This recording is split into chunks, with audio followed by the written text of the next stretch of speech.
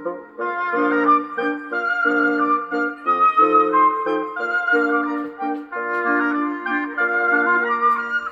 Tale of Peter Rabbit by Beatrix Potter. Once upon a time, there were 4 little rabbits, and their names were Flopsy, Mopsy, Cottontail, and Peter. They lived with their mother in a sandbank underneath the root of a very big fir tree. "Now, my dears," said old Mrs. Rabbit one morning, "you may go into the fields or down the lane, but don't go into Mr. McGregor's garden. Your father had an accident there. He was put in a pie by Mrs. McGregor.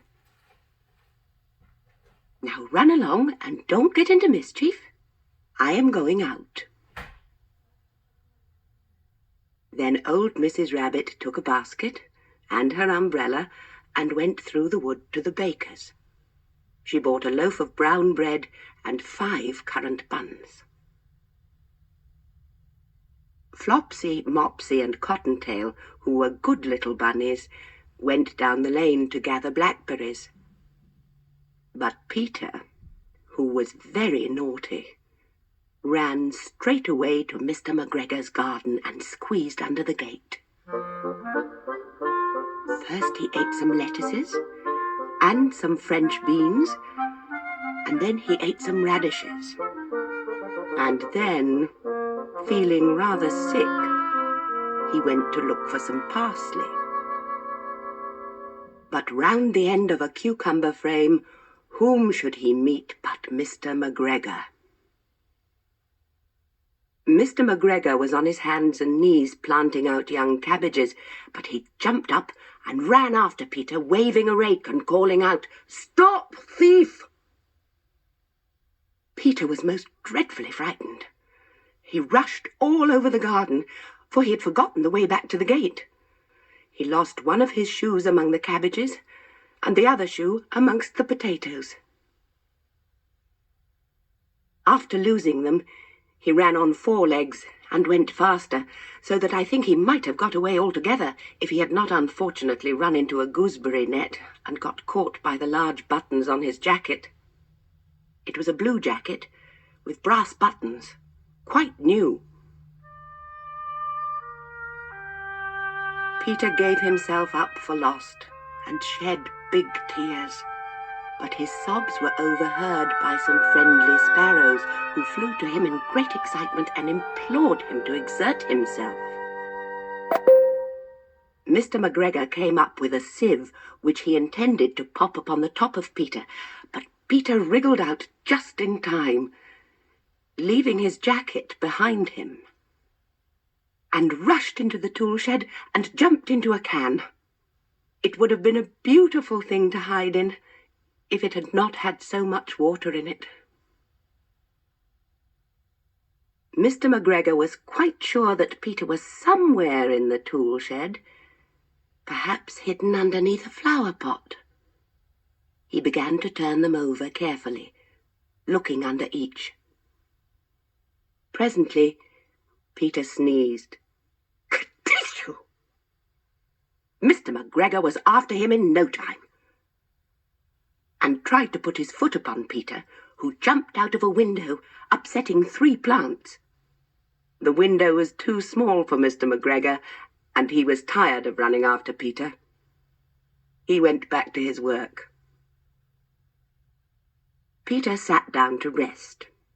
He was out of breath and trembling with fright, and he had not the least idea which way to go. Also, he was very damp with sitting in that can. After a time, he began to wander about, going lippity-lippity, not very fast, and looking all round. He found a door in a wall, but it was locked, and there was no room for a fat little rabbit to squeeze underneath.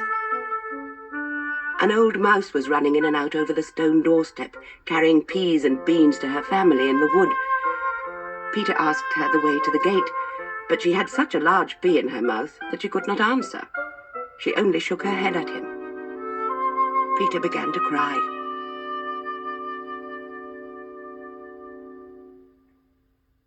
Then he tried to find his way straight across the garden, but he became more and more puzzled. Presently he came to a pond where Mr. McGregor filled his water cans. A white cat was staring at some goldfish. She sat very, very still, but now and then the tip of her tail twitched as if it were alive. Peter thought it best to go away without speaking to her. He had heard about cats from his cousin, little Benjamin Bunny. He went back towards the tool shed, but suddenly, quite close to him, he heard the noise of a hoe. Scritch, scratch, scratch, scritch. Peter scuttered underneath the bushes. But presently, as nothing happened, he came out and climbed upon a wheelbarrow and peeped over. The first thing he saw was Mr. McGregor hoeing onions. His back was turned towards Peter, and beyond him was the gate.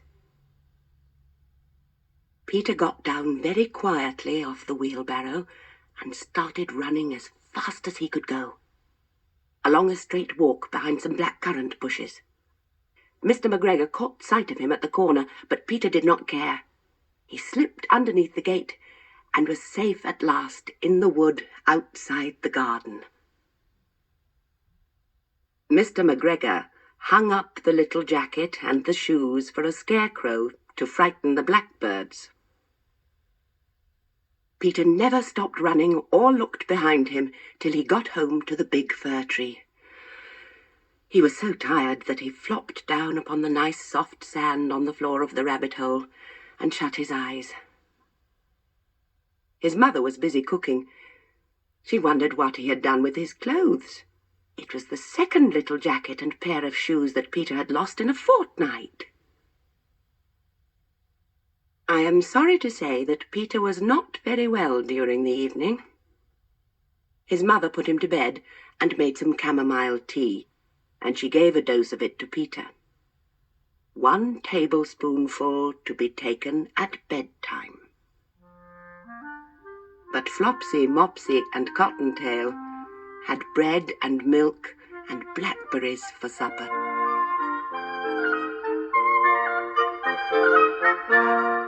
The end.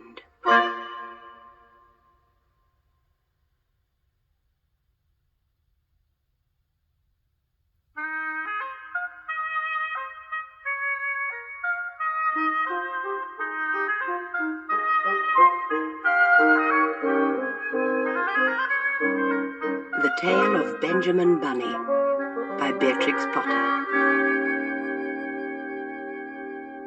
One morning, a little rabbit sat on a bank. He pricked his ears and listened to the trit-trot of a pony. A gig was coming along the road. It was driven by Mr. McGregor, and beside him sat Mrs. McGregor in her best bonnet.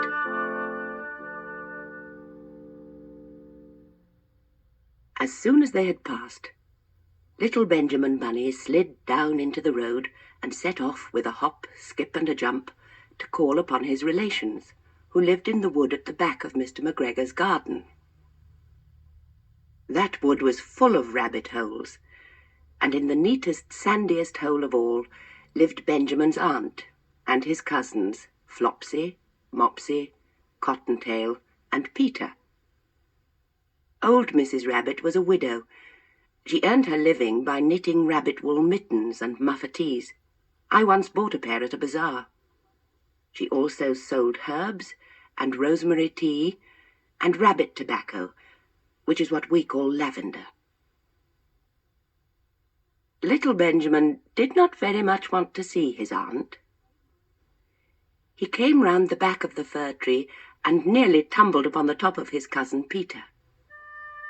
Peter was sitting by himself. He looked poorly and was dressed in a red cotton pocket handkerchief. "Peter," said little Benjamin in a whisper, "who has got your clothes?"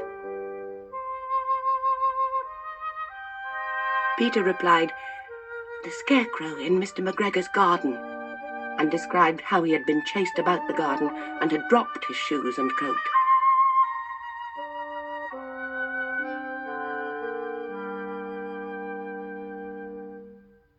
Little Benjamin sat down beside his cousin and assured him that Mr. McGregor had gone out in a gig, and Mrs. McGregor also, and certainly for the day, because she was wearing her best bonnet. Peter said he hoped that it would rain. At this point, old Mrs. Rabbit's voice was heard inside the rabbit hole calling, "Cottontail? Cottontail? Fetch some more chamomile."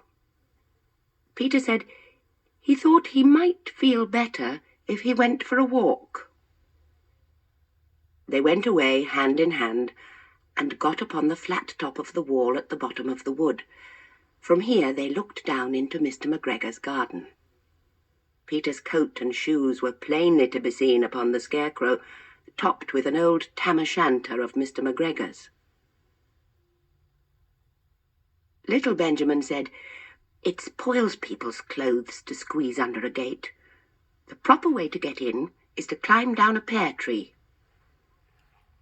Peter fell down head first, but it was of no consequence, as the bed below was newly raked and quite soft. It had been sown with lettuces. They left a great many odd little footmarks all over the bed, especially little Benjamin, who was wearing clogs. Little Benjamin said that the first thing to be done was to get back Peter's clothes in order that they might be able to use the pocket handkerchief. They took them off the scarecrow. There had been rain during the night. There was water in the shoes, and the coat was somewhat shrunk. Benjamin tried on the tam-o'-shanter, but it was too big for him. Then he suggested that they should fill the pocket handkerchief with onions as a little present for his aunt. Peter did not seem to be enjoying himself. He kept hearing noises. Benjamin, on the contrary, was perfectly at home and ate a lettuce leaf. He said that he was in the habit of coming to the garden with his father to get lettuces for their Sunday dinner. The name of little Benjamin's papa was old Mr. Benjamin Bunny. The lettuces certainly were very fine. Peter did not eat anything. He said he should like to go home. Presently he dropped half the onions. Little Benjamin said that it was not possible to get back up the pear tree with a load of vegetables. He led the way boldly towards the other end of the garden. They went along a little walk on planks under a sunny red brick wall. The mice sat on their doorsteps cracking cherry stones. They winked at Peter Rabbit and little Benjamin Bunny.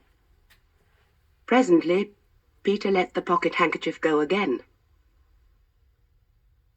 They got amongst flower pots and frames and tubs. Peter heard noises worse than ever. His eyes were as big as lollipops.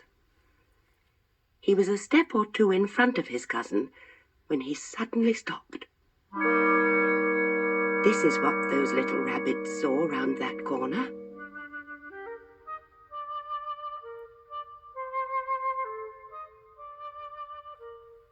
Little Benjamin took one look, and then, in half a minute less than no time, he hid himself and Peter and the onions underneath a large basket.